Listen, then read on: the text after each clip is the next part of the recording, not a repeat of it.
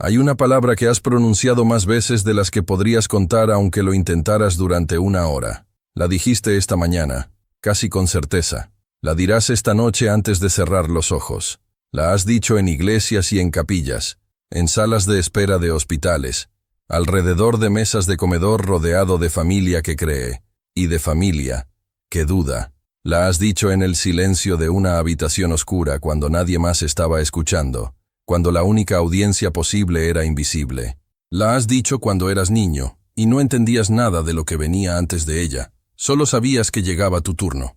Y la has dicho como adulto, a veces con más automatismo que convicción, pero la dijiste.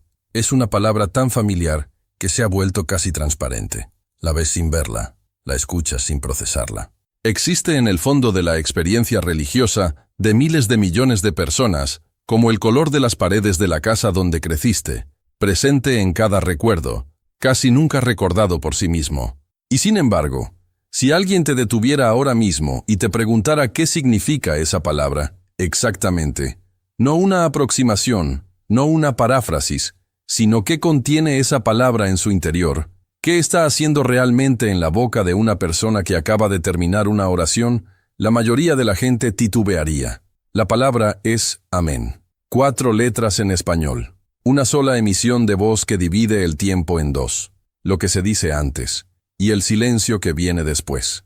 La tratamos como se trata la firma al pie de un documento que ni siquiera leímos con cuidado. Un gesto necesario, correcto, automático, que ejecutamos cuando llegamos al final de algo. Una señal de que la conversación concluyó y que es hora de volver al mundo de las cosas concretas. Algunos la dicen suave, casi como un murmullo, como si no quisieran interrumpir el aire quieto que quedó después de la oración. Otros la dicen con fuerza, como una declaración. Pero si les preguntaras qué están declarando, tampoco podrían decirte con precisión. Pero amén no es español. Nunca lo fue. No surgió en ninguna de las lenguas romances que heredamos del latín.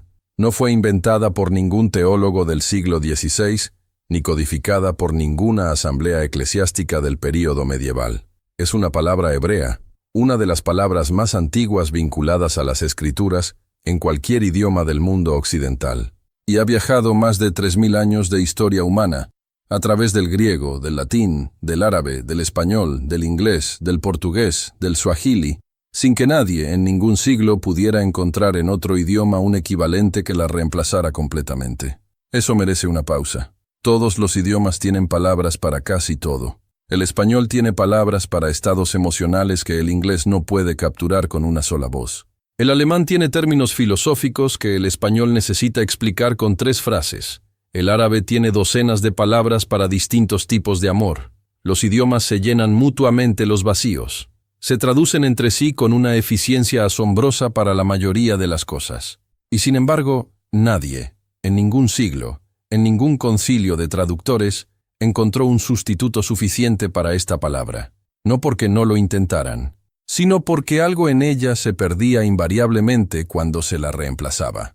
Así que en lugar de traducirla, la adoptaron. La hicieron propia en cada idioma, con su pronunciación particular, pero sin tocarle los huesos. Cuando terminemos de examinar qué hay en esos huesos, creo que la próxima vez que digas esta palabra, algo diferente estará ocurriendo en tu interior. No porque hayas coleccionado un dato curioso sobre etimología antigua, sino porque habrás entendido el peso real de lo que has estado pronunciando durante toda tu vida sin detenerte a pensar en ello. Si este tipo de estudio es lo que llevas tiempo buscando, el que regresa al idioma original y desentierra lo que está escondido justo debajo de la superficie de palabras que creías conocer de memoria.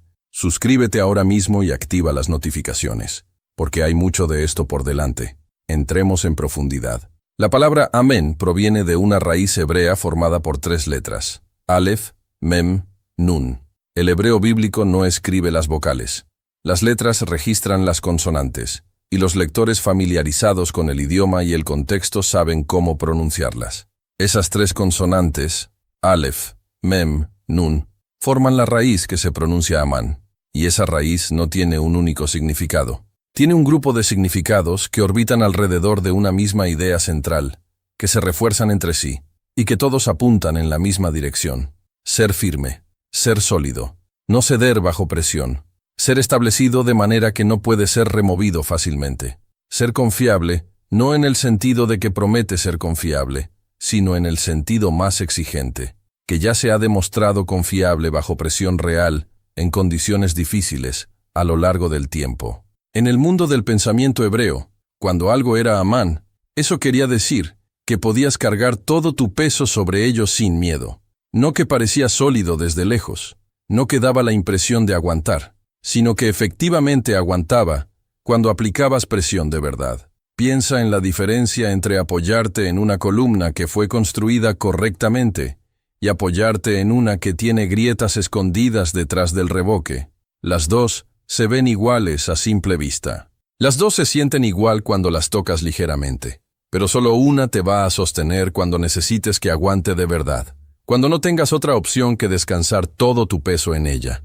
Eso es Amán, no la apariencia de solidez, la solidez misma, verificada. Y esta raíz no existe en el hebreo bíblico como una palabra aislada. Es la misma raíz de la que brota la palabra emuná, que la mayoría de las Biblias en español traducen como fe o como fidelidad, dependiendo del contexto en que aparece. Emuná, Amán, amén.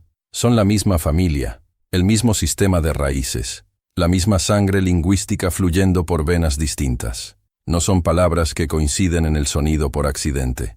Son expresiones distintas de la misma idea fundamental. Y esto importa profundamente, porque la fe, tal como se entendía en el pensamiento hebreo, no era una emoción. No era ese estado interior que algunos describen como una especie de calor espiritual que se siente en ciertos momentos y desaparece en otros. Ese sentimiento que fluctúa según las circunstancias de la vida. Emunaj era confianza construida sobre una trayectoria. Era la certeza que crece cuando algo ha demostrado ser confiable una y otra vez, en condiciones distintas, con el tiempo como testigo. Un marinero tiene emuná en el nudo que ha resistido tormentas antes, porque lo ha observado resistir, y esa observación acumulada se convierte en terreno firme. Un médico tiene emuná en el diagnóstico que ha verificado con múltiples pruebas. No es fe ciega, es confianza construida sobre evidencia real. Eso es emuná. Y es exactamente la misma raíz que produce amén. De modo que cuando colocas esa palabra al final de una oración, lo que estás haciendo en su sentido más completo es tomar prestada una de las palabras más densas del hebreo bíblico y declarar: lo que acaba de decirse es firme. Está establecido. No es ilusión ni deseo ni expectativa sin fundamento. Yo pongo todo mi peso sobre esto. Va a aguantar. Eso cambia de manera considerable lo que sucede en el momento en que la dices. La primera vez que esta palabra aparece activamente en las Escrituras no es en una oración, no está en un salmo, ni en un texto de adoración, ni en ningún contexto que la mayoría de las personas asociaría con ella. Está en el libro de Números, capítulo 5, en medio de un procedimiento formal establecido por Dios a través de Moisés. Es un texto que incomoda al lector moderno por sus circunstancias específicas. Pero si uno presta atención al detalle lingüístico en lugar de quedarse en la superficie del procedimiento, hay algo notable. La persona que está de pie ante el sacerdote, bajo el peso de una declaración formal con consecuencias reales, responde a cada parte del proceso con una sola palabra, repetida 2 veces. Amén. Amén. No una vez, 2 veces. En el pensamiento hebreo, la repetición no es redundancia. La repetición es el mecanismo del idioma para llevar algo más allá del nivel ordinario hacia el nivel de lo definitivo. Cuando José le explica al faraón que el hecho de que un sueño se repita 2 veces significa que el asunto está determinado por Dios y que Dios se apresurará a hacerlo, está describiendo exactamente esta lógica. La repetición no añade información nueva, transforma el estatus de lo que ya fue dicho, de posible a sellado, de probable a irrevocable. El mismo principio aparece en Isaías, cuando los serafines rodean el trono y claman: Santo, Santo, Santo. 3 veces no, porque los serafines tengan vocabulario limitado, sino porque en hebreo, el superlativo absoluto se expresa con la repetición. No es 3 veces sagrado en el sentido de un cómputo. Es la santidad llevada a su grado más extremo, sin ningún punto de comparación posible. Entonces, cuando la persona en Números dice: Amén, amén, No está siendo enfática por costumbre. Está usando la forma más comprometida de esa declaración. Así sea completamente, sin reservas, sin condiciones implícitas, sin posibilidad de retractarse después. Lo digo en el sentido más pleno de lo que significa decirlo. Avanzamos hasta Deuteronomio, capítulo 27.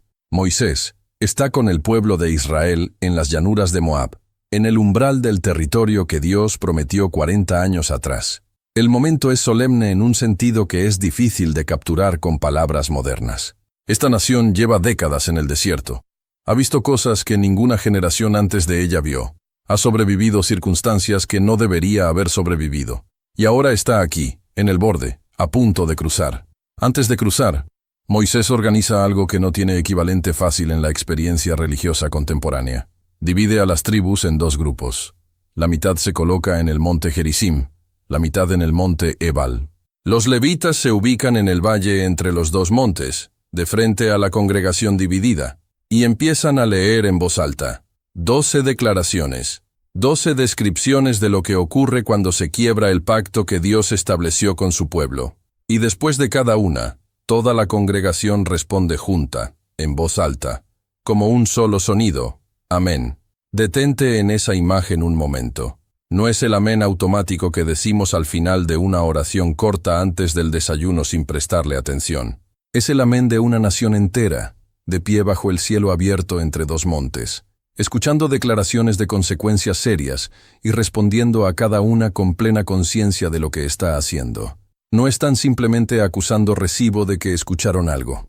Están usando lenguaje de pacto. Están firmando colectivamente.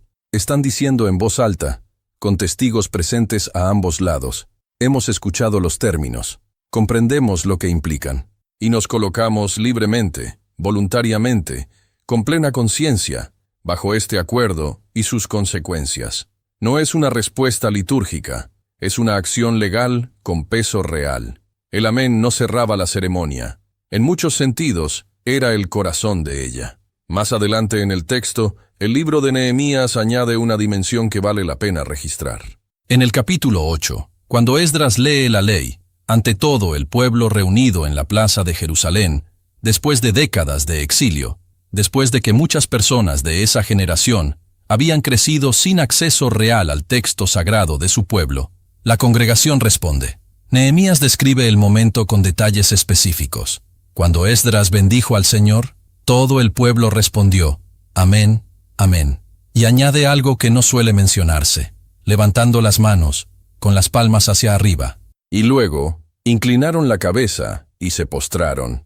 Esa es una imagen completamente diferente del amén que decimos mientras ya estamos pensando en otra cosa. Es participación consciente. Es el cuerpo comprometido con lo que la voz pronuncia. Es la persona entera, no solo las cuerdas vocales, diciendo, esto es real. Yo lo recibo como real. Me paro bajo ello. Luego están los salmos. El libro de los salmos está organizado en 5 colecciones o libros distintos. Cada uno de esos libros cierra de manera similar. Un estallido de alabanza, una doxología, un torrente de reconocimiento de quién es Dios, de lo que ha hecho, de lo que es su carácter. Y al final de ese torrente, cerrando toda la sección como una piedra clave en el arco, aparece la misma palabra. Salmo 41, cerrando el primer libro. Bendito sea el Señor Dios de Israel, por los siglos de los siglos. Amén y amén. Salmo 72, cerrando el segundo libro. Bendito su nombre glorioso para siempre, y toda la tierra sea llena de su gloria. Amén y amén. Y a continuación, el texto añade una nota que funciona casi como un susurro editorial. Aquí terminan las oraciones de David, hijo de Isaí, como si dijera, después de amén, no hay más que agregar. El edificio ya tiene su fundamento, no necesita más capas encima. Salmo 89 cierra el tercer libro. Salmo 106 cierra el cuarto. Cada vez, la misma lógica. La mayor expresión de adoración que el poeta puede construir no se cierra con más palabras, se cierra con amén. Fíjate en lo que está ocurriendo en todos estos textos juntos. Esta palabra aparece en procedimientos legales, en rituales de pacto nacional al aire libre, en la lectura pública de la ley ante una congregación reunida. en los momentos más íntimos y personales que un poeta puede expresar ante Dios. Y en todos esos contextos, sin importar cuán diferentes sean entre sí, hace exactamente lo mismo. Ancla, certifica, compromete, dice, esto es real, y quien lo dice está dispuesto a sostenerse en ello. No es una fórmula vacía que alguien inventó por conveniencia litúrgica. Es una de las acciones verbales más cargadas que existen en toda la tradición bíblica. Y entonces llega Jesús, y hace con esta palabra algo que nadie, en toda la historia registrada del judaísmo, había hecho jamás antes de él. Algo tan inusual, tan deliberado, tan imposible de explicar con las categorías existentes, que los escritores de los evangelios tomaron una decisión editorial notable. Decidieron preservar la palabra en su forma aramea original en lugar de traducirla al griego, que era el idioma en que estaban escribiendo sus textos para el mundo mediterráneo. El griego tenía palabras perfectamente funcionales para expresar verdad, certeza, solemnidad, afirmación. Los evangelistas sabían usar esas palabras. Las usaron en otros contextos. La razón por la que conservaron la forma original aquí es que lo que Jesús estaba haciendo no tenía equivalente en ningún idioma conocido, y cualquier traducción habría diluido el impacto de lo que estaba ocurriendo. Jesús usaba amén para abrir frases. Has leído la expresión docenas de veces, sin detenerte en lo que hay debajo de ella. En muchas traducciones en español encuentras, de cierto os digo, o en verdad les digo, o les aseguro que. La palabra debajo de esas traducciones es amén, o en el caso particular del Evangelio de Juan, amén, amén. Y Jesús la coloca al principio de la declaración. Para entender lo que eso significa, es necesario entender el sistema dentro del cual Jesús estaba operando, y del cual sus oyentes eran completamente conscientes. En toda la tradición del judaísmo rabínico y sacerdotal, el amén era siempre una respuesta. Sin excepción, sin variación registrada. Alguien leía la ley ante la comunidad. Alguien pronunciaba una bendición. Alguien hacía una declaración formal con peso religioso o legal. Y la congregación, o el individuo presente, respondía, amén. La secuencia era tan establecida como la estructura de la realidad. Primero viene la afirmación, luego viene la confirmación de la afirmación. Nadie confirmaba algo que todavía no había sido dicho. Nadie colocaba el sello antes de tener el documento en las manos. Eso habría sido, en la lógica de ese sistema, una inversión imposible del orden natural de las cosas. Excepto Jesús. Cuando Jesús abre una declaración con amén, está realizando algo que no tiene precedente documentado en ese mundo. Está diciendo, antes de que una sola palabra de lo que voy a decir llegue a tus oídos, ya te digo que es firme. Ya está establecido. No esperes que alguien más lo confirme. No busques una autoridad exterior que lo valide. Lo que estoy a punto de decirte no necesita respaldo externo porque el respaldo es parte de su propia naturaleza. Piensa en lo que eso comunica a personas que conocen perfectamente las reglas del sistema. En ese mundo, todos los maestros respetables construían su autoridad de la misma manera, apilando las opiniones de los maestros anteriores, creando un edificio de precedentes y referencias que sostenía cada nueva enseñanza. Un rabino bien formado no decía simplemente, esto es verdad. Decía, el maestro Hillel enseñó que, y a eso el maestro Shammai respondió que, y la tradición recibida de la escuela de tal y cual sostiene que, la autoridad era heredada, derivada, acumulada mediante referencia a lo que había venido antes. Era una cadena de garantías. Los profetas del Antiguo Testamento operaban de manera diferente, pero con la misma lógica de dirección. Así dice el Señor. 4 palabras que apuntaban la autoridad completamente hacia afuera, lejos del profeta mismo. El profeta no pretendía ser la fuente de lo que decía. Era el mensajero. Era el canal. La autoridad pertenecía al que lo había enviado y cuyo nombre pronunciaba. Jesús no hace ninguna de las dos cosas. No construye sobre la autoridad de ningún maestro anterior. No introduce sus palabras con, así dice el Señor. Dice amén, y entonces habla.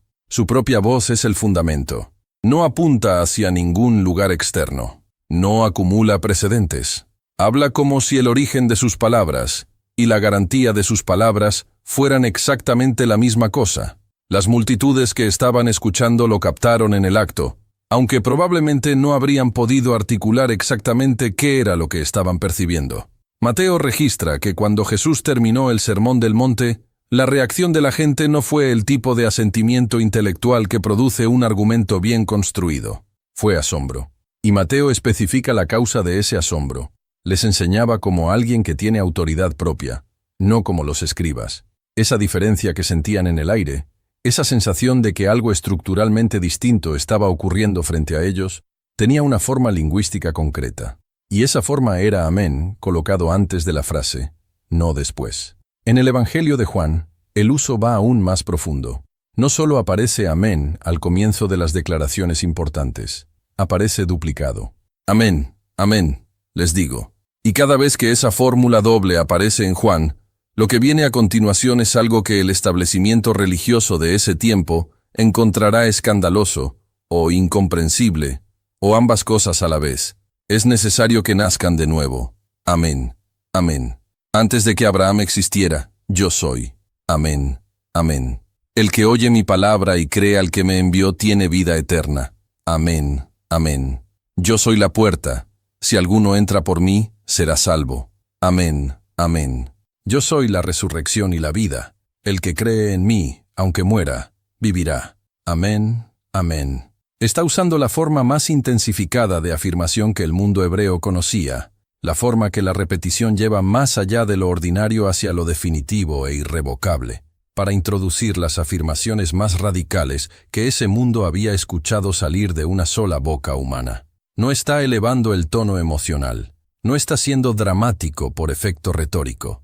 Está comunicando algo sobre la naturaleza intrínseca de lo que está diciendo, que sus palabras no necesitan confirmación externa, porque en sí mismas son ya fundamento. Y los que escuchaban lo sintieron, aunque no supieran exactamente cómo nombrarlo. Pero hay un tercer lugar donde esta palabra aparece en relación con Jesús, y puede ser el más inesperado de todos los que hemos examinado.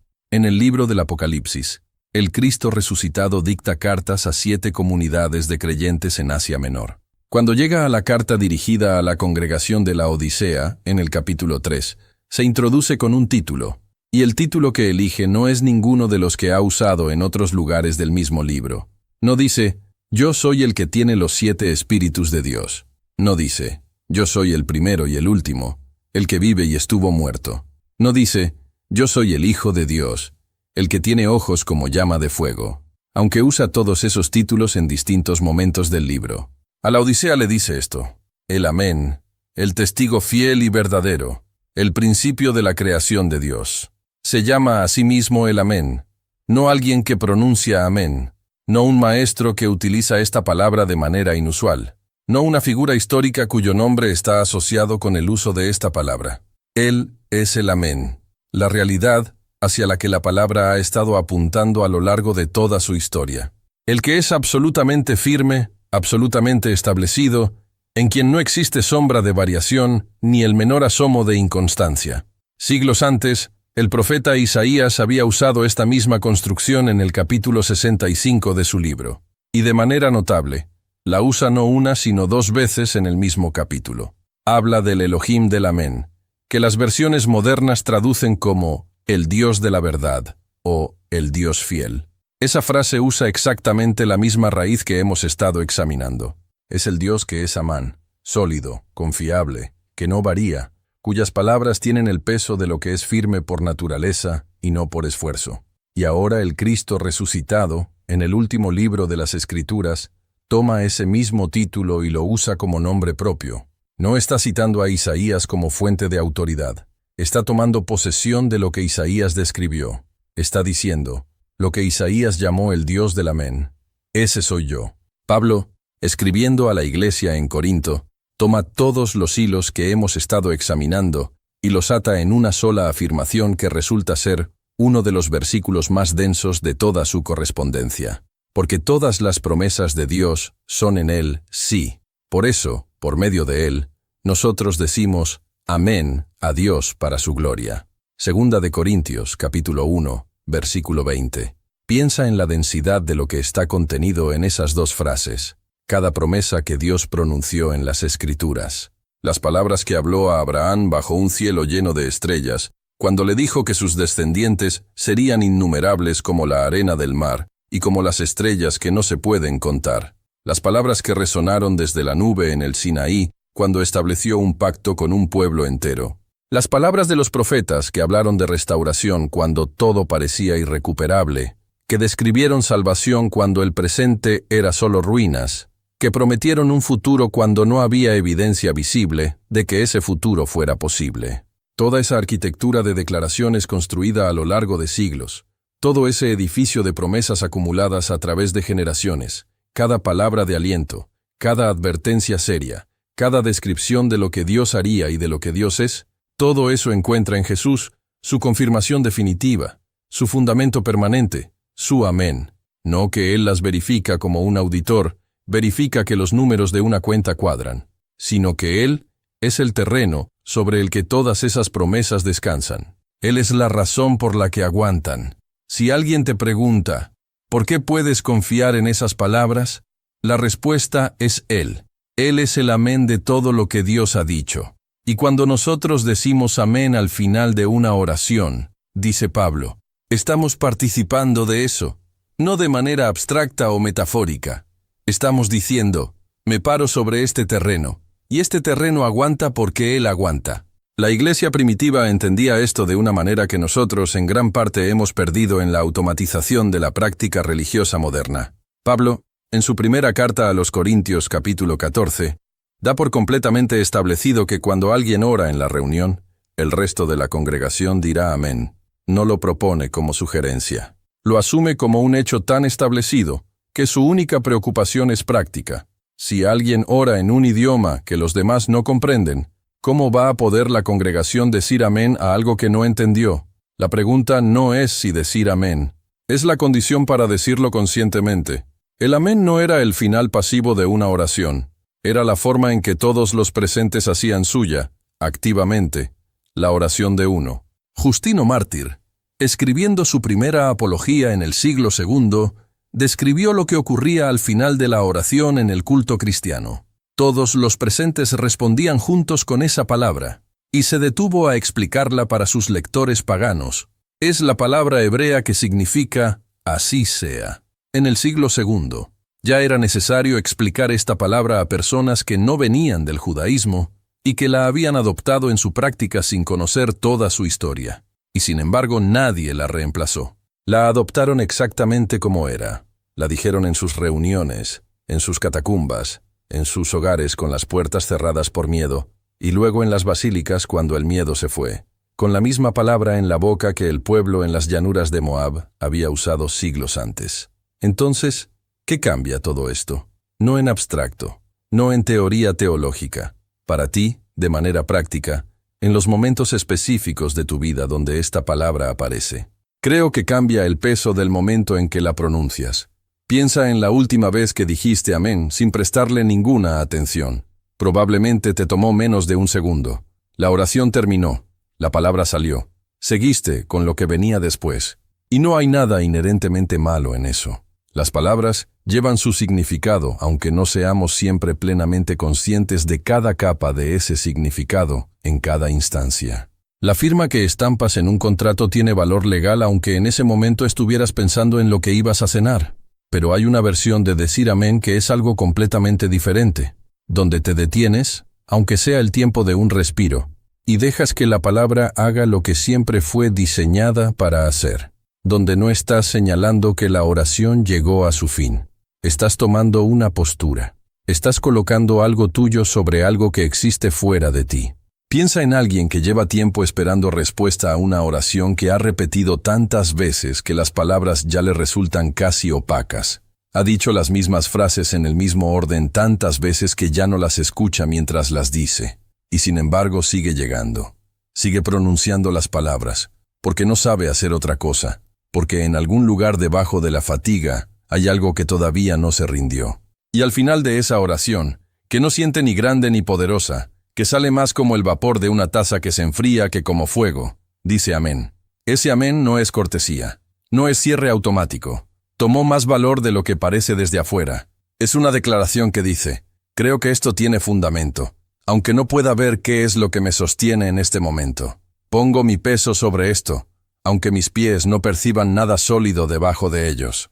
No porque yo sea especialmente valiente, sino porque tengo razones, construidas sobre una historia más larga que mi historia personal, para creer que el terreno está ahí aunque no lo sienta. Eso no es una cosa pequeña. Eso podría ser el acto de mayor coraje que un ser humano puede realizar en la intimidad de su propia vida, sin audiencia, sin aplauso, sin que nadie más sepa qué ocurrió. O piensa en alguien que dice amén completamente solo, sin congregación, sin nadie que lo escuche ni valide. Quizás en el auto después de un día difícil o de madrugada en la cocina con la casa dormida. Ese amén dicho sin testigos humanos, sin ninguna función social que cumplir. Y sin embargo, esa persona acaba de unirse a una cadena que se extiende hacia atrás por más de 3000 años. Toda la gente que ha pronunciado esta misma palabra en soledad, frente a Dios, sin audiencia humana que la respaldara. El amén no requiere testigos para tener peso. Siempre tuvo un solo destinatario real. Y existe una tercera clase de amén, que quizás sea el más honesto de todos. El amén de alguien que no está seguro. Alguien que tiene actualmente más preguntas que respuestas en su vida.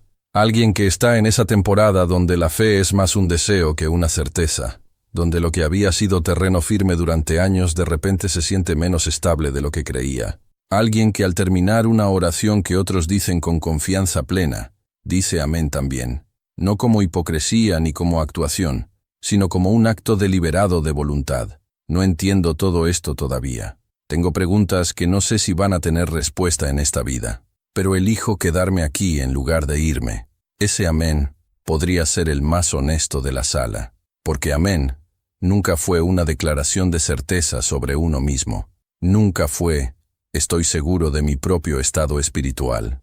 Nunca fue, he resuelto todas mis dudas. Fue siempre, desde su raíz más antigua, una declaración de confianza en aquel a quien te estás dirigiendo. No, soy digno de esta conversación, sino, creo que tú escuchas. No tengo todas las respuestas, sino, tú eres quien sostiene todas las preguntas, incluyendo las mías. No, mi fe es perfecta ni siquiera hoy, sino, tú eres fiel cuando la mía flaquea. El suelo no es tu certeza personal, el suelo es el amén. Lo que no puedo dejar de pensar desde que empecé a estudiar esta palabra en profundidad es cuánto tiempo lleva sobreviviendo, y en qué condiciones sobrevivió. Esta palabra nació en un desierto. Fue pronunciada por primera vez de manera colectiva y solemne por un pueblo que en ese momento no tenía territorio propio, no tenía ejército convencional, no tenía capital ni infraestructura política que garantizara su continuidad como nación según los criterios con que las naciones miden su permanencia. Era un pueblo que existía por razones que no encajaban en la lógica ordinaria de cómo sobreviven los pueblos.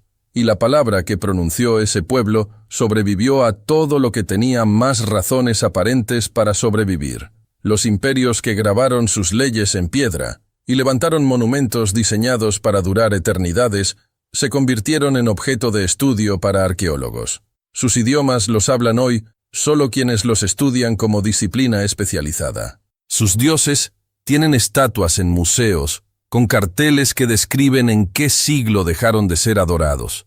Y en el otro lado de la ciudad donde esos museos están construidos, alguien en este momento está terminando una oración con la misma palabra que el pueblo en el desierto pronunció antes de cruzar el Jordán.